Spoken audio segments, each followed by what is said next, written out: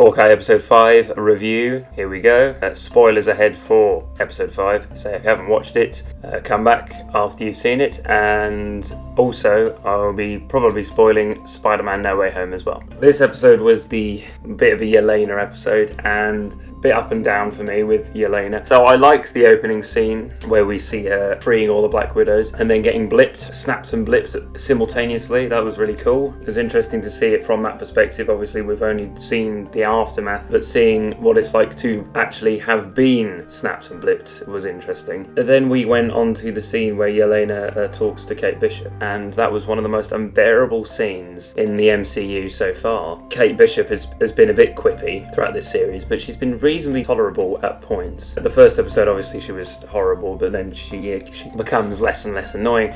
This week, she became basically Batman compared to Yelena, because Yelena in that scene was unbearable.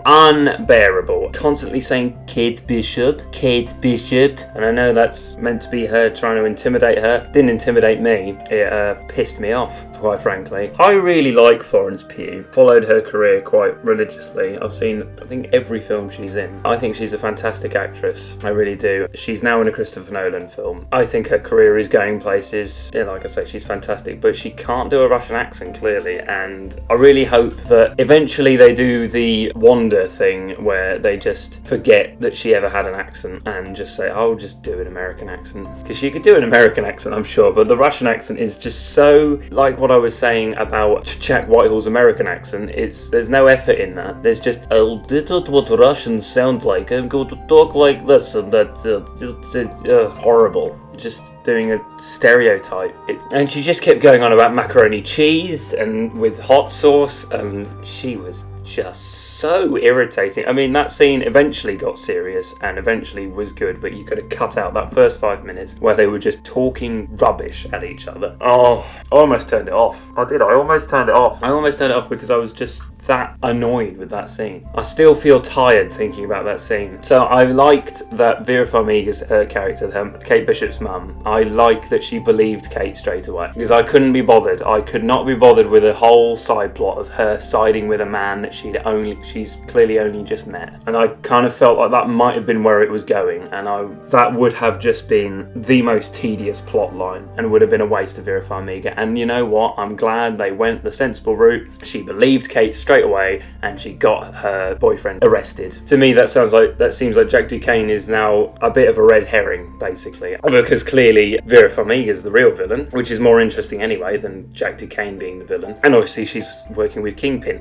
which I'll get to later. The theory is she's going to be Madame Mask, which I like, and it would be one of those kind of throwaway lines from the comics. Oh, this is a generic villain that we've come up with for this series, but here's a name from the comics that we've applied to it. The Ronin scene was excellent. That's what I've been wanting this whole time from this Hawkeye show, and what I've wanted from the MCU for a while now since they've talked about Ronin, is showing Ronin do stuff, fighting, beating people up, and it was great. It was like something out of Batman Begins. In fact, it was probably quite clearly inspired by the scene in Batman Begins in the harbour. Renner's acting in that scene was fantastic. I can't really fault it. The bit where he has Maya to the ground and says, don't come for my family. Love that scene. The last thing to talk about for me is, of course, Kingpin. And Vincent D'Onofrio is saying he's in it, so it's Vincent D'Onofrio's Kingpin, not just a new Kingpin they've got. It's fantastic. This is what we wanted. And spoilers for No Way Home, Daredevil's here as well, played by Charlie Cox. The best Marvel show is confirmed. Well, actually, no. We'll see next week, I think, how much of Daredevil is canon. It would be interesting to see where they've gone. I have a hope that Daredevil will come and help Hawkeye out in the finale. I really hope that happens. But maybe that is too much, because clearly Yelena has to be involved in some stage as well, and maybe they have to bring Val into it. I don't think Kingpin will be defeated at the end of Hawkeye, because there's no way they can just go, oh, here's Kingpin and here's Hawkeye beating him up, Kate Bishop beating him up, and he's lost. No, that can't be right. So I think that there will be the confrontation with Vera Farmiga's character, and she will be the defeated party at the end of this, and Kingpin runs off into the shadows, and maybe that could be it. The Daredevil comes in, and then in the end credit scene, and says, oh, don't worry, I've dealt with him before, I know what to do. That would be really cool. Anyway, so that's basically the episode. Horrible opening with Yelena and Kate Bishop, but worth it for that ending with Kingpin. Happy dating, Yelonas. Thanks for listening.